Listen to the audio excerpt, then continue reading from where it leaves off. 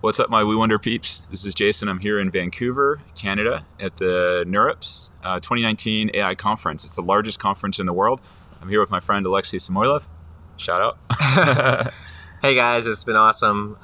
Really long week, but really amazing stuff here at the conference. Every time we come here, we think it's a great blast. Lots of new developments in AI, and we're happy to share them with you. So we're a bit fried because we've been doing this for almost a week now. Like, I flew out from Atlanta Monday morning, connected in Toronto, which didn't make any sense, and then came up to Vancouver and arrived completely dead, but then had to kick things off right away. And then Tuesday, Wednesday, Thursday, Friday, and Saturday, it's been straight up conferencing and dinners and events. And now we're doing this, and there's actually a reception right now that we're gonna miss part of to record this, but really wanted to do it while we were awake, and this was all fresh in our mind, and try to catch a little bit of reception on the back end. So some initial impressions of the conference. Alexei, you want to kick it off? Sure. Well, I think this is my third conference, my third NeurIPS, and it's always really interesting to see how much happens, year to year, and how much stuff is getting done in AI, new developments, new in different fields, where people apply AI. It's amazing that AI is such a universal tool. It's still very narrow applications within different domains, but there's so many different domains now. There's so many different tracks.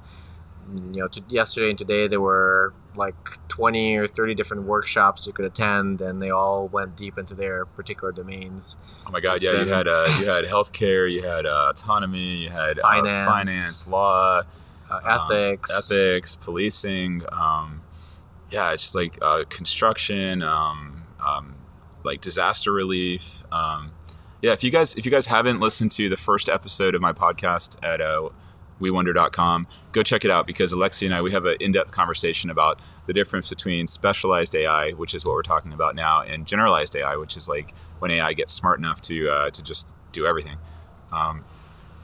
So we're going to talk a little bit about what we noticed at this conference and compare it to what we noticed in previous conferences, and hopefully we'll have a little bit of a different opinion, so we can argue it out in front of you guys. So one thing, I'll kick it off. So like one thing I noticed is that this year, I would say I was less in awe. My sense of reality shifted less than in previous years. So in previous years, I've been at conferences like this, or even this conference, and I've just been like, oh my God, this is groundbreaking. Like, the world will be different. Like, I see where this is going, and I can't believe it's happening.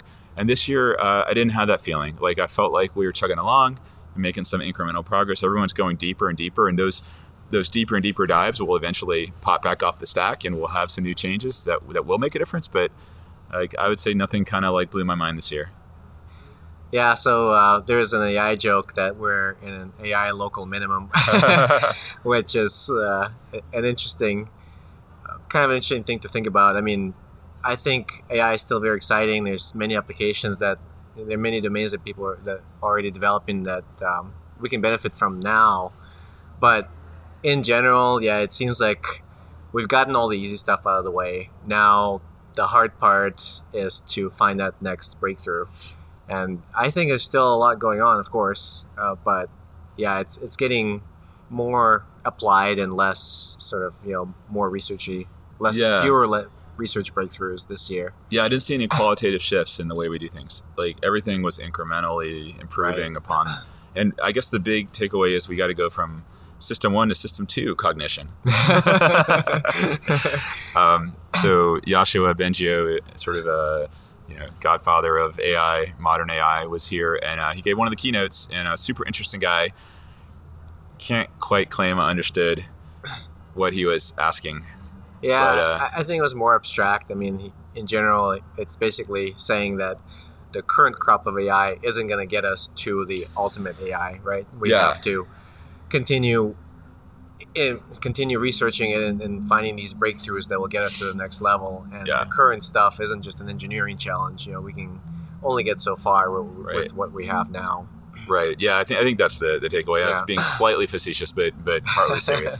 So I think the takeaway was the models we have now, they work in the distributions in which they were trained. So for whatever data you had, whatever kind of distribution that went around certain features of that data, right? Like if you had a distribution means sort of the range of population from that you're learning from, the models do well in those populations, but the challenge is that they don't perform well when you're out of that distribution. So I think that was the key, like get systems that perform well and generalize out of distribution. Yeah. And magic. And AI still might do a lot of amazing things. Like we may have full autonomy without having fully generalized AI, just if, with all the data we have, right? If we can train it all these edge cases that we need to train it on, maybe it's good enough. I mean, the jury's still out, but so in many applications, it's already beating the experts in cancer detection and even, certain driving applications. Of course, it has a range of sensors they can apply. So it can outperform humans in some ways, but still not where we envisioned we would be.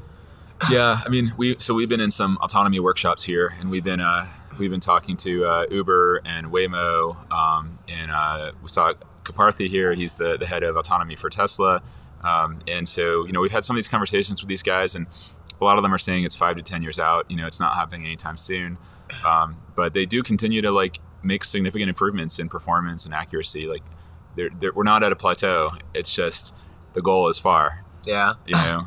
I think talking in general, the biggest takeaway for me from this conference is that there's so many different things you can focus on in improving AI that basically, even though we don't have large breakthroughs at the conference, what I notice is that everybody's focusing on some area that's important. Yeah. And everybody's sort of doing something slightly different. Yeah, everyone is doing important stuff. And it's kind of like, I thought of it as there was this idea that Ian Banks, he's a sci-fi writer who wrote a bunch of novels on the culture, this benevolent AI, advanced AI civilization. And in one of his books, I think it's called The Matter, it was explained, so sort of technology was explained in a way as if you were climbing a mountain. And so there are many different sides of the mountain that you can climb.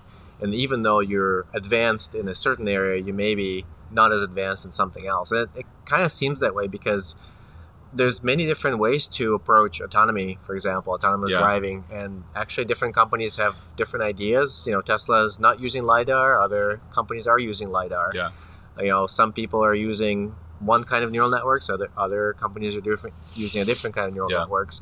And actually, maybe there's not a right answer, like one is better than the other. Maybe it's a combination of the two. Maybe it's just, how you put these different features together. They'll both, on either side yield autonomous driving. Yeah. So it's kind of cool to see that there's so many different approaches and they're all seemingly valid.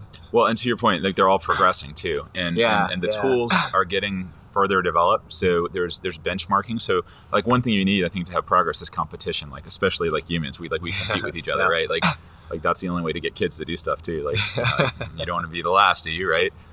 And so I think that's been a big thing I've seen here, and in general is important. Like simulation suites or tasks that are standardized in terms of how you must compete in them and how your results get measured. So it makes it so that Uber and Waymo and Carnegie Mellon and MIT and Stanford can compete on an even playing field, and that drives everyone to improve autonomous driving, even if they're going up different paths in the mountain, and the mountain's way up in the clouds and nobody can see the peak and they're going to fall down. and I really like that also the tools that are improving are the ones that deal with what's generally called style transfer, right? Being able to take one environment and make it look like something else, because that's what we need. As humans, when we drive, we don't pay attention to every single detail, to what buildings look like in different conditions and rain and shine and all that stuff. We just know there's a building, it's there, it's not moving anytime soon. Yeah. We have this conceptual idea of the world, and that's enough for us to drive. So being able to take real inputs from a car's perspective and be able to translate them into a more conceptual and common representation among all the different cars and among all the different sensors is where we probably should be heading. Yeah. Hey, I just want to say something that we talked about not really seeing any kind of breakthroughs or amazing things. I do want to shout out to Page.ai. My friend Leo was here and he presented, and we have a podcast with him too. We'll release it shortly.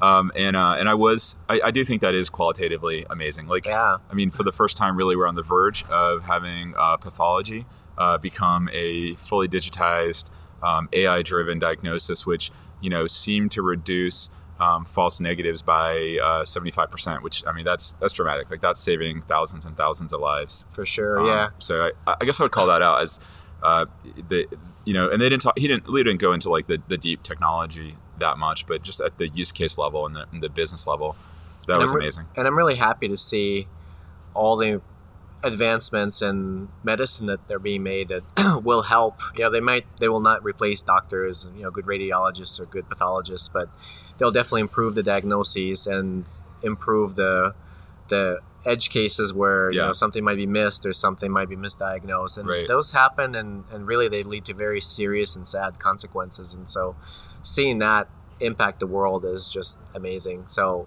even the AI we have now is awesome. Yeah. So to put that into context, like Leo showed a couple cases where people were one woman was the cancer was missed and she passed unnecessarily, and the other case was she was told she had cancer and it was like a full chemo and double mastectomy, and then later after all this was done she was called and said it was a misdiagnosis, and so like that kind of stuff, I mean, that's on the horizon. Like that's not crazy future, that's like a few years out, I think, from those things not happening, or at least very, very rarely happening, and that's amazing. For sure.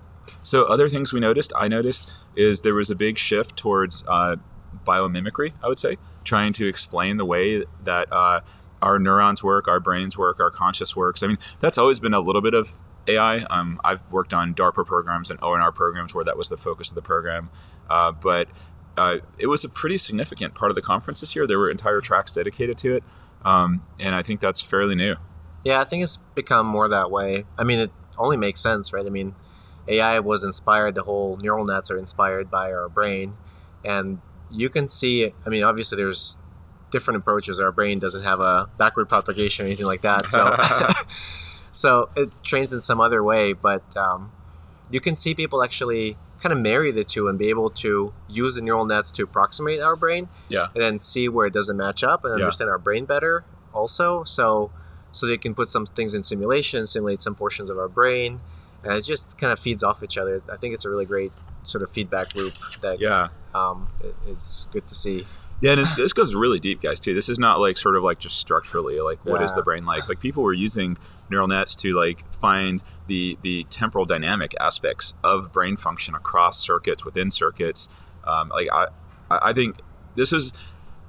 maybe I need to take back what I said earlier, but like the AI techniques, I'm not sure that those are novel, but in terms of application, like I haven't really seen anything quite as promising in terms of like tracing the dynamics of the brain system using AI. So that was impressive. There was one talk that I really enjoyed.